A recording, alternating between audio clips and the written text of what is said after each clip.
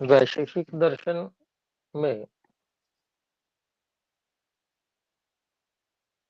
द्वितीय अध्याय द्वितीय आहनिक में 33 सूत्रों को हम पढ़ चुके हैं। यहाँ तक कोई भी बात पूछनी हो तो कृपया हस्तोत्थापन द्वारा सूचित करें।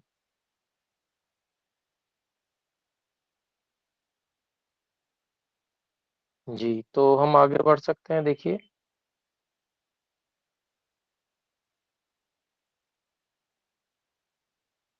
ये जो 34वां 35वां सूत्र है, इसमें भी पूर्व पक्षी की ही बात है। हमने कल बात की थी प्रथमादि शब्दार्थ और संप्रतिपत्ति भावाच्य, अर्थात प्रथम अंतिम आदि शब्दों से कहे हुए मंत्र आदि की पुनः पुनः आवृत्ति तथा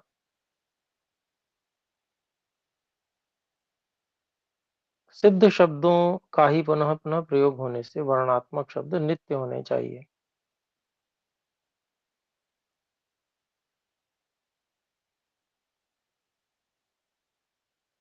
तो ऐसा पूर्व पक्षी यहाँ पर कह रहा है, तो उसकी बात को ही और भाष्य में भी बताया जा रहा है। अनयोः सूत्रयोः एक वाक्यता अस्ति, इन दोनों सूत्रों में एक वाक्यता है। प्रथमादि शब्दात् प्रथमोत्तमादि शब्दात् शब्दो वर्णात्मको नित्य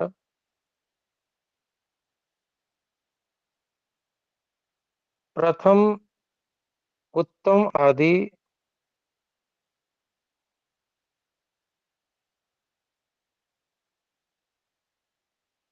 शब्द से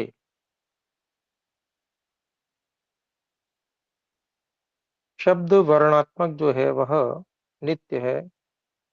उसके लिए ऋग्वेद का एक प्रमाण देते हैं।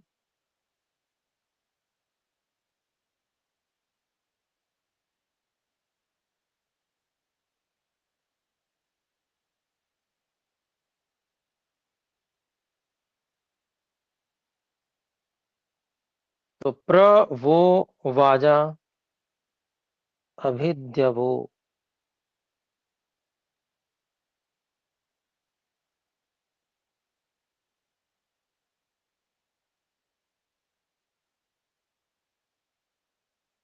ऐसी जो ऋचाएं हैं, ऐसी कुछ ऋचाएं हैं। इति एकादश खलु ऋचः सामिधेन्यः, ये जो 11 ऋचाएं हैं ऋग्वेद की, ये सामिधेनी है।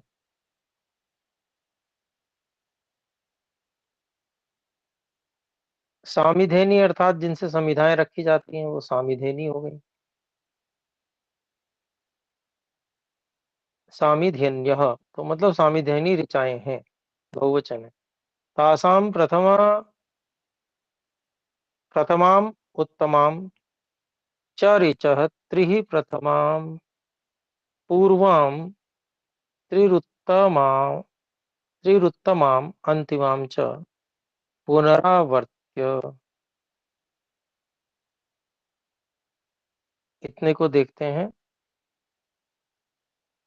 तो ऐसे 11 जो ऋचाएं हैं वो सामिधेनी हैं।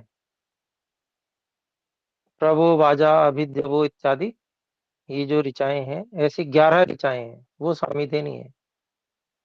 तो सामिधेनी जो ऋचाएं हैं उनमें उनका तासाम प्रथम प्रथमाम उत्तमाम, जो बिल्कुल पहली है और जो सबसे बाद वाली है।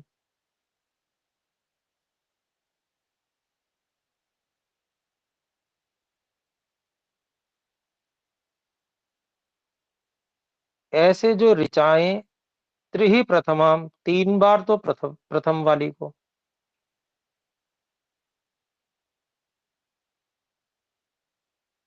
पूर्वाम त्रिही प्रथमाम अर्थात पूर्वाम, उसी को खोल रहे हैं। फिर कहते त्रि उत्तमाम अंतिमाम च, उत्तमाम, उसी को खोल रहे हैं अंतिमाम। तो पहले वाली जो पूर्व वाली सबसे पहले वाली ऋचा है उसको 3 बार, और त्रि उत्तमाम 3 बार जो अंतिम वाली है उसको। तो त्रि उत्तमाम अंतिमाम च पुनरावर्त्य, दोबारा से बोलकर 3 बार, दोबारा बोला, बार बार बोला जाएगा, 3 बार बोला जाएगा एक ही ऋचा को। पुनरावर्त्य पंचदश सामिधेनी संपाद्याग्नि समिंधनाय प्रयुंजीत। तो इस प्रकार से 15 जो सामिधेनी ऋचाएं हैं उनको बोलकर अग्नि में अच्छी प्रकार से ईंधन स्थापित करने के लिए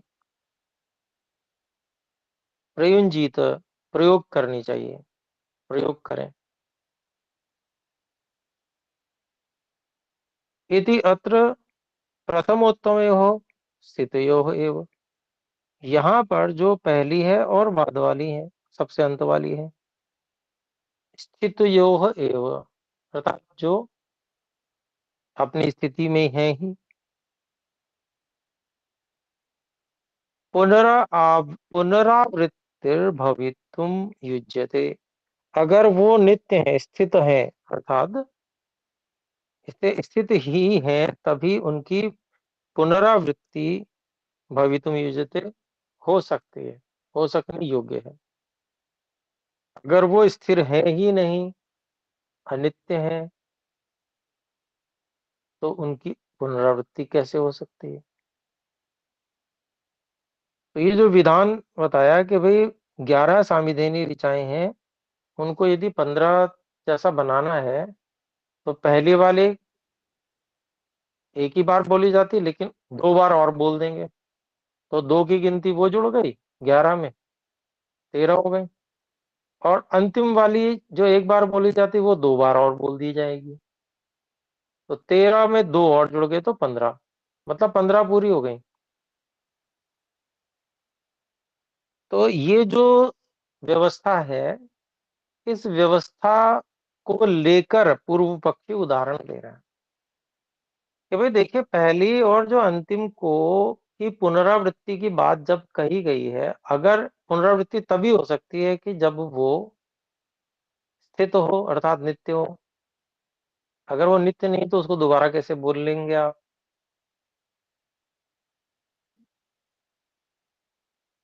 तो इसी के लिए कह रहे हैं कि स्थित यो हो, पहली और अंतिम जो नित्य हैं,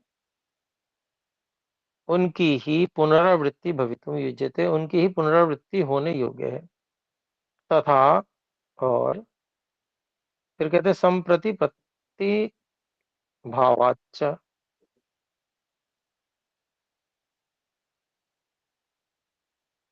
संप्रतिपत्ति ही सम्यक प्रतिपत्ति ही, संप्रतिपत्ति को खोलते हैं, अर्थात सम्यक प्रतिपत्ति, अच्छी प्रकार से ज्ञान होना। सिद्धस्य अनुस्मृति ही, अर्थात जो बात सिद्ध है उसको दोबारा से स्मरण करना, यह है अच्छी प्रकार से ज्ञान होना। तस्याः सिद्ध अनुस्मृते संभवात, उस सिद्ध बात की ही अनुस्मृति संभव होने से, अर्थात जो पहले से स्थित है, नित्य है, उसी को आप याद कर सकते हैं। जो पहले है ही नहीं, पहले थी और खत्म हो गई, तो स्मृति कैसे रह जाएगी उसकी, ये कहना चाहते हैं। ये पूर्व पक्षी का मत है, फिर इसका उत्तर भी देंगे, लेकिन पूर्व पक्षी किस प्रकार से प्रश्न कर सकता है उसको यहाँ पर खोल के बताया गया है।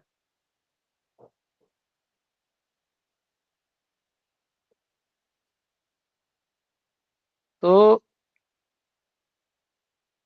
फिर कहते हैं यद्वा, या फिर सिद्धस्य प्रयोगात शब्दों वर्णात्मको नित्यो, क्योंकि सिद्ध है, जो पहले से सिद्ध है, उसी का प्रयोग किया जाने से पहले से हमने तय किया हुआ है, उसी का फिर प्रयोग करते हैं बार बार हम। इसीलिए कह रहे हैं सिद्ध से प्रयोगात शब्द वर्णात्मक नित्य। इसलिए जो वर्णात्मक शब्द है जिसको तय किया हुआ है वो नित्य है। यथा स एव अयम गायत्री मंत्रो अध्यायो वा, वह ही यह जो है गायत्री मंत्र है या अध्याय है। अनेन अद्यापि प्रयुक्तो, वो इस व्यक्ति के द्वारा आज भी प्रयोग किया गया।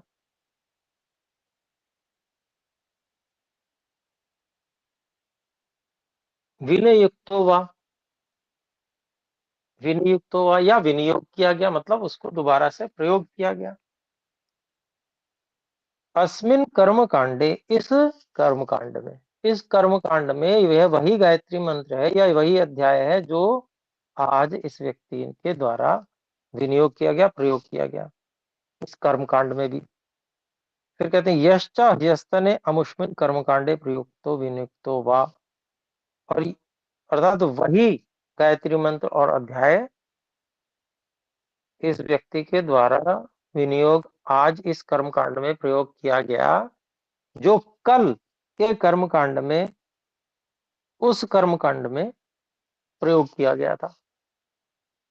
तो कल जो प्रयोग किया गया था वही आज प्रयोग किया, ये बात कहने से वो स्थिर है तभी तो कही जा सकती है, ऐसा पूर्व पक्षी कहता है। तो जितनी बात कही गई उन सबका समाधान अब 36वें सूत्र में किया जाता है। सर्वम समाधत्ते संदिग्धाः सति बहुत्वे।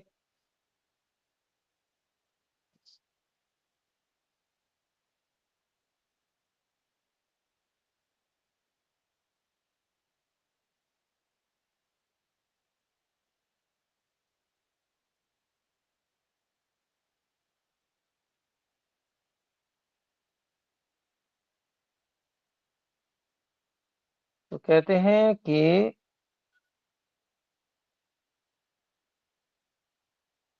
अनित्य कर्म के विषय में बहुत प्रयोग आवृत्ति आदि का व्यवहार होने से शब्द के संबंध में आदान प्रदान, प्रयोग, बहुल प्रयोग, आवृत्ति आदि हेतु शब्द की नित्यता सिद्ध करने में समर्थ नहीं है, संदिग्ध होने से या अनेकांतिक होने से।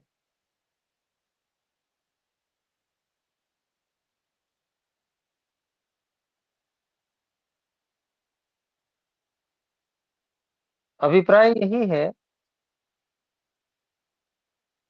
कि बहुत बहुत सारे जो अनित्य प्रयोग किए जा रहे हैं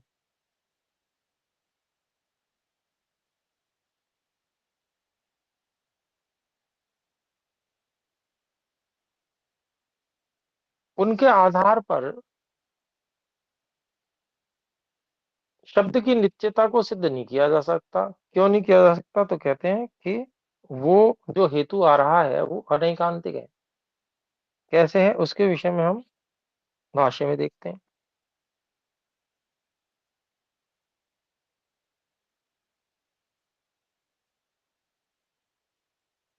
संदिग्ध संदिग्धा, इसको बोलते हैं एते त्रयोपि हेतवः द्वयो प्रवृत्तिः प्रथमादि शब्दः संप्रतिपत्तिः संदिग्धाः सन्ति।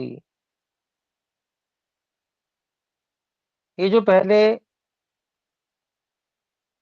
पूर्व पक्षी ने नित्यता के लिए, शब्द की नित्यता कहने के लिए जो तीन हेतु दिए हैं कि पठन पाठन कैसे होगा अगर नित्य नहीं होगा,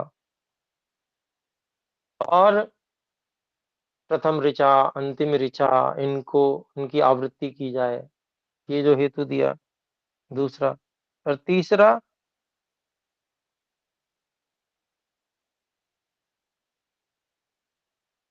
कि अनुस्मृति, वही चीज जो हमने पहले प्रयोग की उसी की स्मृति दोबारा हो। तो ये तीन जो आक्षेप हैं इनके बारे में कह रहे हैं। एते त्रयोपि हेतवः द्वयोः प्रवृत्ति प्रथमादि शब्द और संप्रतिपत्ति, ये संदिग्धा संति, ये संदिग्ध हैं। ये तीनों ही हेतु संदिग्ध हैं, अर्थात अनेक पक्षों में जाने वाले हैं। शब्द से नित्यत्वम साधयितुम, संदिग्ध किस लिए है? शब्द के नित्यत्व को साधने के लिए, सिद्ध करने के लिए ये अनेक पक्षों में जाने वाले हेतु हैं। यतः, क्योंकि ही एते स्थिरेषु खलु अपि प्रयुज्यन्ते, तो ये जो चीजें हैं वो स्थिर चीजों में भी प्रयोग की जाती हैं। ये हेतु स्थिर चीजों में भी प्रयोग किए जाते हैं। यथा व्यायाम शिक्षणम गुरुणा शिष्याय प्रदीयते, शिष्येण च आदीयते। स्थिर चीजों में नहीं, गलत मैंने बोला, अस्थिर चीजों में। तो यही सारी चीजें, यही हेतु जो हैं, जो अस्थिर हैं, उनमें भी प्रयोग किए जाते हैं। उदाहरण दे रहे हैं, यथा व्यायाम शिक्षणम गुरुणा शिष्याय प्रदीयते, व्यायाम का प्रशिक्षण गुरु के द्वारा शिष्य के लिए दिया जाता है। शिष्येण च आदीयते, शिष्य के द्वारा ले लिया जाता है। तत्र प्रथमो अंतिमो वा व्यायामः पुनरावर्तनीयः श्रेष्ठः सः। तो आचार्य कहते हैं, गुरु कहते हैं कि पहला और अंतिम जो व्यायाम है उसको दोबारा से करो, वो बढ़िया है, श्रेष्ठ है। स एव अयम व्यायामो अनेन मल्लेन कृतः प्रदर्शितो अत्रापि यह खलु अनेन तत्र ही कृतः प्रदर्शितः, वह ही यह व्यायाम इस पहलवान के द्वारा किया गया। ये व्यायाम जो उस पहलवान के द्वारा किया गया, इस पहलवान के द्वारा किया गया, प्रदर्शन किया गया। अत्रापि, यहाँ पर भी, जो खलु अनेन, इसके द्वारा, तत्र यह कृता, जो कल वहां किया था प्रदर्शित, वो यहाँ पर भी प्रदर्शित कर दिया गया। एवं संदिग्धाः सन्ति न च संदिग्धा हेतु भवन्ति, इस प्रकार से संदिग्ध है हेतु, और जो संदिग्ध हेतु होते हैं वो हेतु, संदिग्ध होते हैं वो हेतु नहीं होते। अब वो क्यों कह रहे हैं ऐसा? क्योंकि जो व्यायाम है वो कर्म है।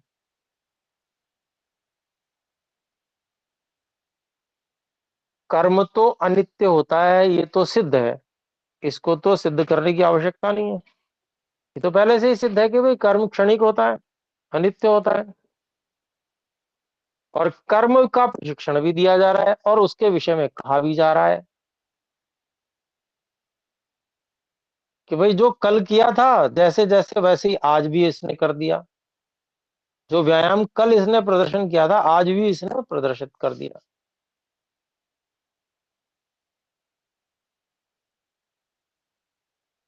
और आचार्य भी, गुरु भी शिष्य को कहते हैं कि भाई पहला जो मैंने आपको बताया, पहला व्यायाम और अंतिम व्यायाम, ये सब दोबारा से करो, ये बढ़िया है। तो कैसे कर रहे हैं वो? अनित्य को ही सीख भी रहे हैं, सिखा भी रहे हैं, पठन पाठन हो रहा है अनित्य चीज का भी। इसका मतलब अनित्य होते हुए भी किसी चीज को सीखा सिखाया जा सकता है, उसका पुनरावर्तन किया जा सकता है,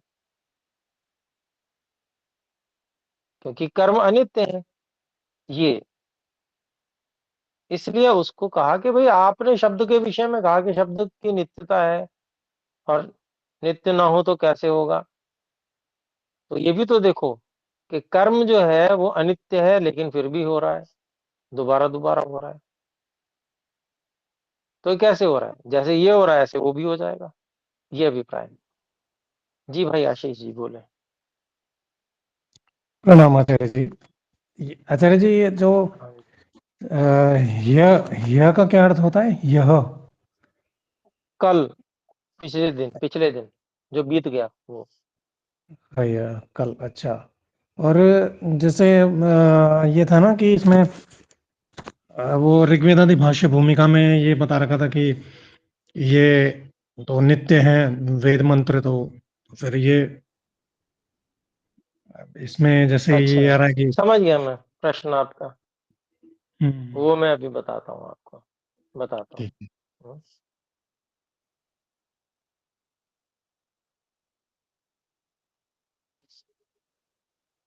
ये सिर्फ सूत्र का वो जो है भाष्य पूरा करते हैं, फिर उसके बाद उसकी चर्चा करते हैं।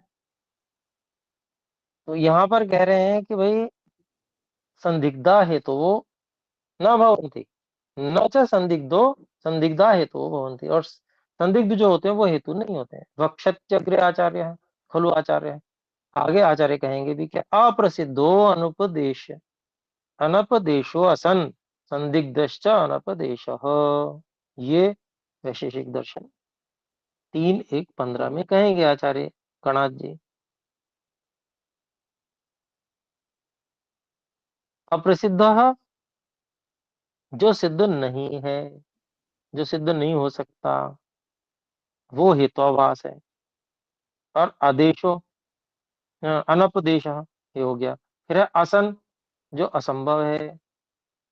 और जो अनेकांतिक है, संदिग्ध है, वो भी अनपदेश, वो भी असत्य हेतु है। तस्मात वर्णात्मक वो अपि शब्दों न नित्य है, इसलिए वर्णात्मक जो शब्द है वह भी नित्य नहीं है। व्यायाम खलु कर्म, अब यहाँ पर वो समझा रहे हैं उसी चीज को। व्यायाम जो है वह कर्म है। कर्म न स्थिरम किंतु नश्वरम, कर्म स्थिर नहीं होता बल्कि नश्वर होता है। नित्यम शब्दों अपनी नश्वर,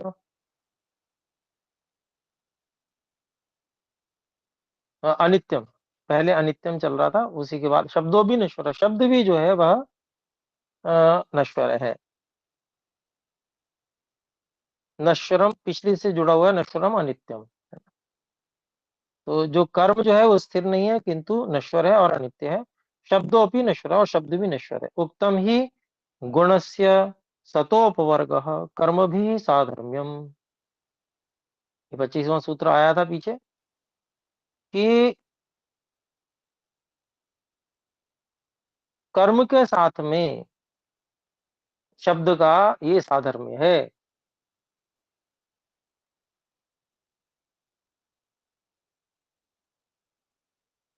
कि जो द्रव्य है उसके होते हुए भी शब्द नष्ट हो जाता है, ये द्रव्य के साथ में, तो कर्म के साथ में साधर्म्य में बताया था।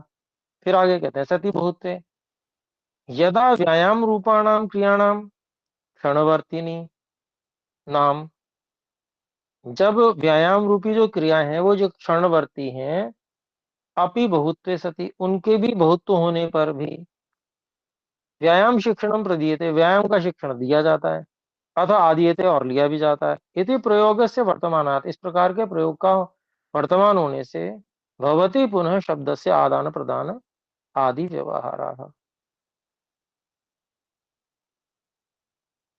तो इस प्रकार के प्रयोग के वर्तमान होने से जो है शब्द के आदान प्रदान आदि व्यवहार होते हैं। हेतुत्वेन प्रदर्शिता, हेतु रूप से ये दिखा दिए गए। संदिग्धा संतो हेतु, ये जो हेतु हैं, जो हेतु रूप से दिखा दिए गए, ये अनेकांतिक है, संदिग्ध हैं, इसलिए अहेतव, इसलिए ये संदिग्ध होते हुए, अनेकांतिक होते हुए ये अहेतु हैं। तो यहां तक हमने कर लिया। और अब आपकी बात भाई आशीष जी, देखिए, जो शब्द को वहां नित्य कहा गया है, वो ज्ञान में नित्यता की बात है। क्योंकि ईश्वर का ज्ञान नित्य है, इसलिए वो शब्द अर्थ संबंध वो भी नित्य है ना, वो ज्ञान में है। लेकिन यहाँ पर क्या है, यहाँ पर ध्वन्यात्मक शब्द की बात है, जिसकी ध्वनि उत्पन्न हो रही है। अब वो चाहे हम हाथ से ताली बजाएं, चाहे वो वर्ण भी निकल रहे हैं, तो वर्ण भी क्या हो रहे हैं, हमारी जो वायु निकल रही है श्वास द्वारा, प्रश्वास द्वारा, और वो टकरा रही है, टकरा के वो ध्वन्यात्मक वर्ण ही है। ठीक है, वो वर्ण जो है वो ध्वन्यात्मक ही है, तो वो तो अनित्य ही है, वो तो उत्पन्न होते हैं, नष्ट होते हैं। तो यहां पर जो चर्चा है और वहां जो चर्चा है, दोनों में अंतर है। वहां पर जो महाभाष्य में चर्चा है, महाभाष्य में भी चर्चा की गई, तो महाभाष्य में भी चर्चा है, जो जो है वो यहाँ की चर्चा से भिन्न है। दोनों का क्षेत्र अलग अलग है। क्यों अलग अलग है? क्योंकि यहाँ पर जो वर्ण भी बोले जा रहे हैं वो भी ध्वन्यात्मक ही लिए जा रहे हैं, और ध्वन्या जो ध्वनि है वो तो अनित्य ही है, वो स्पष्ट है। लेकिन वहां जो लिया जा रहा है, वहां पर आकाश का जो गुण, शब्द, उसको लिया जा रहा है। और वहां पर ऐसा कहा गया है कि आकाश का जो गुण शब्द है वह आकाश के साथ में सदा रहता है, ये वहां कहा गया है। और वो अभिव्यक्त होता है, वो ऐसा कह रहे हैं। ये कह रहे हैं कि यहाँ पर वो उत्पन्न होता है शब्द। तो दोनों में कोई भेद नहीं है, बहुत ज्यादा भिन्नता नहीं है, एक ही बात है, कहने का प्रकार भिन्न भिन्न है। ठीक है, यहाँ ध्वन्यात्मक शब्द की बात की जा रही है, जो उत्पन्न भी हो रहा है, उत्पत्ति का कारण भी है और नष्ट भी हो रहा है।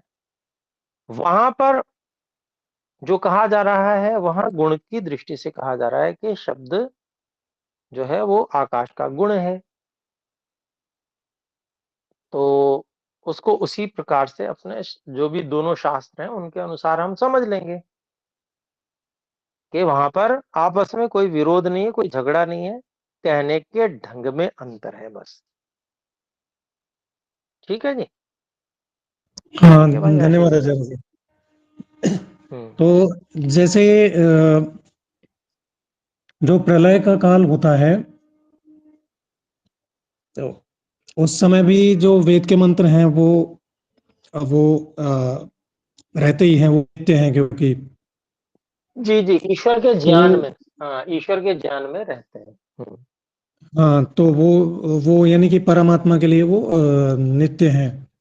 परमात्मा की दृष्टि से यदि देखा जाए तो वो नित्य हैं। तो परमात्मा के ज्ञान की दृष्टि से नित्य है, ठीक बात है। हाँ, तो ये कहना ठीक होगा कि क्योंकि वो जैसे ये वाले जो शब्द हैं ध्वन्यात्मक और वर्णात्मक, तो ये तो क्योंकि द्रव्य से, यानी कि द्रव्य होते हैं तब जाकर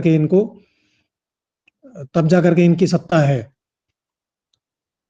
और वहां तो कोई द्रव्य की आवश्यकता नहीं, क्योंकि प्रलय काल में कोई द्रव्य आकाश तो रहता नहीं होगा। हाँ हाँ, बिल्कुल बिल्कुल, आप ठीक समझ रहे हैं। वो जो शब्द है जो ईश्वर के ज्ञान में है, वहां पर उसका जो आधार है वो आकाश नहीं है, हाँ, वो उसका द्रव्य आधार में स्वयं परमात्मा है। हाँ, हम्म। उसका आधार परमात्मा स्वयं है। और अच्छा, यहाँ तो जो शब्द की चर्चा चल रही है ध्वन्यात्मक की, और हम्म। महाभाष्य में जो है, वो महाभाष्य में जो चर्चा है लौकिक शब्द और वैदिक शब्द, वहां पर भी लौकिक शब्द और ये सब आकाश के आश्रित रहने वाले शब्दों की ही चर्चा है। लेकिन जो हम्म, जिसको कहते हैं वेद का हम ज्ञान है। वेद वेद का ज्ञान के ज्ञान। नित्यत्व की बात है, वहां जो वेद ज्ञान का विषय शब्दार्थ संबंध सब है, वह ईश्वर के ज्ञान, उसमें ईश्वर ही आधार है। ठीक है, जो ईश्वर की विद्या है। और ठीक फिर है, वहां आकाश आधार नहीं है जी। और, और जैसे और भी इसमें आगे यदि बात को और गहराई में यदि उतरा जाए, तो जैसे सृष्टि के काल में, जैसे प्रलय के काल में, तो वो जो है परमात्मा द्रव्य में वो संवेत रहते हैं, जो शब्द है। अब सृष्टि के काल में वो आकाश और ईश्वर यानी कि परमात्मा दोनों द्रव्यों के संवेत हो माने जाएंगे, ठीक है या? हाँ ठीक है, ईश्वर में तो है ही है, ज्ञान ईश्वर के ज्ञान हम्म। में तो है ही, वो हमेशा नित्य है। फिर हाँ, आकाश तो अनित्य है, वहां पर वो जो है उसमें भी माने जाएंगे वो शब्द, बिल्कुल। हाँ, वो सृष्टि के काल में वो हो जाएगा। हाँ, तो क्योंकि वो उसका गुण है। ठीक बात है। जैसे कि आचार्य जी, एक एक और मैं ये पूछना चाहता हूँ कि जैसे अब ये 36वें सूत्र में इस चीज का वो दे दिया कि जो वर्णात्मक हैं वो भी अनित्य ही है ना? ये हो जाएगा, नहीं, ये ऐसा है ना? वर्णात्मक जो कहा जा रहा है यहाँ पर, वर्णात्मक को भी ध्वनि से संबंधित समझना चाहिए, क्योंकि आप उसमें जो भी वर्णन दिया जा रहा है उससे यही समझेंगे कि हवा, वायु निकल रही है हम्म। और वो टकरा रही है, तो इसका मतलब क्या? ध्वनि है ना। ध्वन्यात्मक ही हो गया वो भी। हाँ हाँ, हाँ, है ध्वनि ध्वनि तरंग। ही वो। हाँ, वो हाँ ध्वनि हाँ। ही है। ठीक है, तो जी उसको जी जी। समझना है बस हमको, कि ऋषियों में विरोध नहीं है परस्पर, बस हाँ हमें जी जी उसको आचार्य। समझना है। वहां कुछ और बात है, समझाने हाँ उस ढंग से समझाना चाह रहे हैं वो, उसको वैसे समझना है। यहाँ पर किस जी तरह से आचार्य जी। समझाना चाह रहे हैं उसको वैसे समझना है। ठीक है जी। जी आचार्य जी, तो इसमें ना यही तो था, उठाया था कि पूर्व पक्ष ने कि भाई जो वर्णात्मक जो है वो तो नित्य होने चाहिए वो हाँ, तो तो उसी को ही वर्णात्मक तो। उसका अभिप्राय वही था। हाँ, तो उसी ध्वनि का जो खंडन कर दिया फिर ये वर्णात्मक कि की भी जो ध्वनि है उसका अभिप्राय है। ठीक है जी। तो ये दोनों को ही अनित्य सिद्ध कर दिया, मतलब कि ध्वन्यात्मक है और हाँ, वो वर्णात्मक है तो। अनित्य है। हाँ हाँ, जी जी, ठीक है। ऐसे ही। धन्यवाद आचार्य जी। ठीक है जी, आइए एक बार ओम का उच्चारण करके विराम करें। ओ। ओम। सभी को सादर नमस्ते जी। सादर नमस्ते नमस्ते आचार्य जी, जी। नमस्ते आचार्य धन्यवाद। जी। सभी को नमस्ते। सर नमस्ते गुरु जी।